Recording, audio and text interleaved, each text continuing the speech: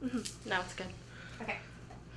Today I'm going to be interviewing Nora Pouillon. She's the owner of the first organic restaurant in the United States of America. Born in Vienna, Austria, she came to the United States in the late 1960s, and Restaurant Nora opened its doors in DuPont Circle in 1979. 20 years later, Restaurant Nora became the first restaurant in the country to be certified by Oregon Tilth, which means that 95% of its ingredients are certified organic. To this day, only 8 other restaurants in the United States have been able to obtain this certification.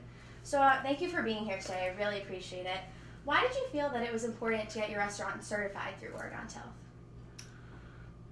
Because I wanted to make sure that people really understood what I did. I have always done organic food. Of course, at the beginning it was only like 20% or less.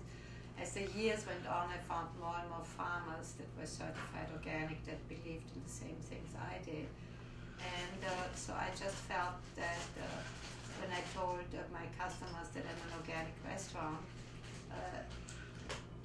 I had the feeling they didn't really not believe me or didn't understand really what I did and to what extent it was an effort to bring them this certified organic food.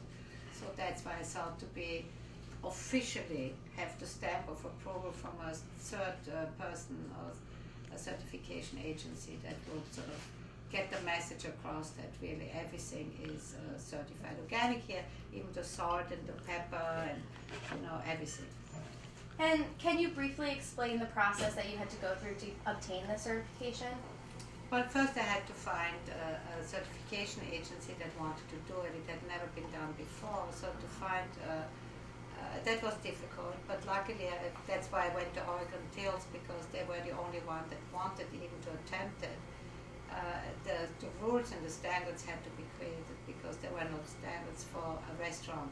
There were standards for a store, there were standards for a producer, there were standards for a farm or a processing plant, but not for a restaurant. And a restaurant is basically all these things combined, because I'm buying them and I'm buying the ingredients, I'm processing them, and I'm reselling them. And so Oregon Tilth, the president then said, okay, I'm doing it because I know what it involves. She had, in the hippie time, sort of a store, a grocery store. She knew what it would involve, and so she said she would do it, and it took us like 2 years.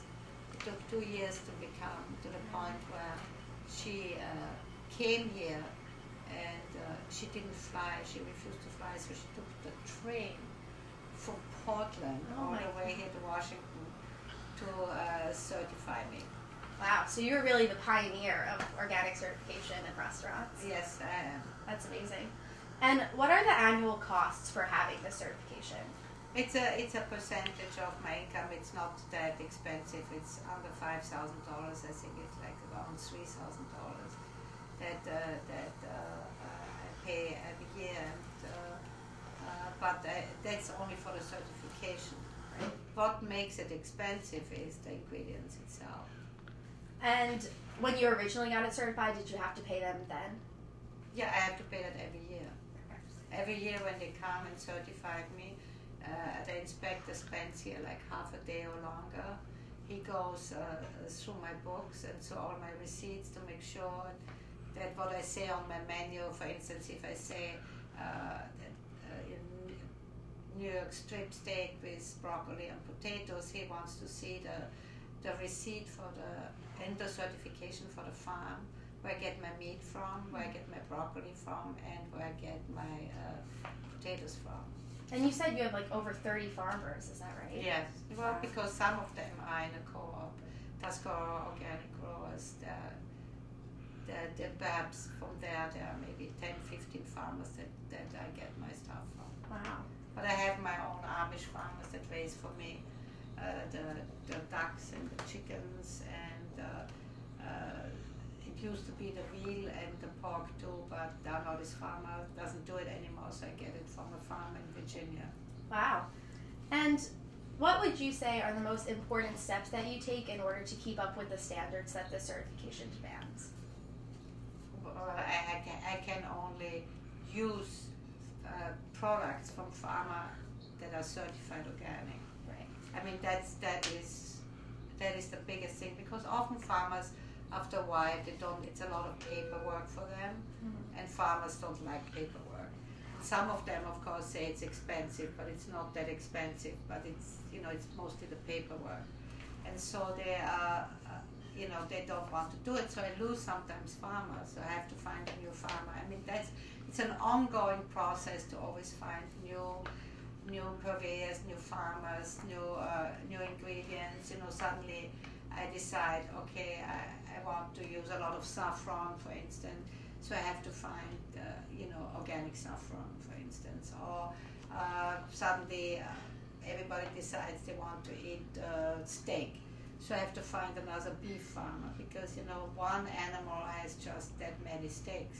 So I have to find a farmer that can supply me with enough or can complement what I have already. Right. So would you say that being able to find all these farmers is the most challenging part of owning an organic restaurant? No, I think that's part of it. The other part of it is the cost. I think that organic food in general is like 20% more. It fluctuates. Sometimes it's the same price as conventional, but sometimes it goes up. Especially for meat and poultry, it's quite expensive. The smaller farmers, but vegetables are maybe 10-15% more expensive. Wow. Than especially if I buy from local farmers. From local organic farmers is the most expensive. If I buy through my distributor and I get things from California, often it's cheaper, or it's close to a conventional price, or it's only 10% more. But supporting local organic farmer is the most costly. It's like 20% more, and I think that's the challenge, is to keep the prices at the point for my customer that they can afford it, that it's for them, that the restaurant is viable. And because many people don't understand, they think perhaps I'm greedy, but it's the ingredients that are so expensive, so I have to. Right. And I have also more workforce. I have a bigger team. Since I have to make a lot myself, I need somebody who knows how to make pasta, I need somebody who knows how to make ice cream and sorbets. I need a butcher because I get my meat in big cuts, Right. So he has to know how to cut it up, how to butcher it, how to bone the chickens, how Right. to cut the scallopini from the bean, how to, it's so I have one woman in the kitchen that does nothing but clean vegetables. Wow. Because many restaurants get already the cleaned vegetables, or even cut up. Many restaurants already get, chopped onions and everything. But So to maintain this restaurant, you must need like a top-notch staff, a very knowledgeable and dedicated staff. Well, they don't have to be that knowledgeable to clean vegetables. You have just to teach them once, But you need dedicated people. You need people that really want to do that. And I'm very lucky because I have in the kitchen I have two Vietnamese women that have been with me for over 20 years, and one does the vegetables and the other one does all the pastries, and the ice creams and the pasta. So it works out well. But having these staff members, would you say that affects what the price you pay for an organic restaurant? To having, yeah, because I have more staff. I think another restaurant perhaps has more dishwashers or has, that do also other menu tricks, but I don't think anybody would have somebody on their staff that does nothing but clean vegetables. And the other thing is I have somebody on staff that, because we compost, and so I have one sort of all-rounds man who takes every day at the big bin that we have. I think it's 75-gallon bin that is full of trimmings from the vegetables or eggshells or coffee grounds, whatever, and brings it to be composted. One of my partner composts, so he does that too. So every little thing you have to count that makes it more expensive.